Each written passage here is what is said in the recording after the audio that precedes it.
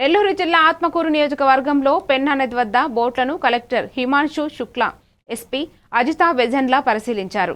పెన్నా నది నుండి ఇసుక తరలించేందుకు నిల్వ ఉంచిన 3 పడవలు కొట్టుకు వచ్చాయి. సోమశిల జలాశయం నుంచి భారీగా నీరు రావడంతో జిల్లా కలెక్టర్ మరియు ఎస్పీకి వివరిస్తున్నారు ఆర్డీఓ పావని, డీఎస్పీ వేణుగోపాల్.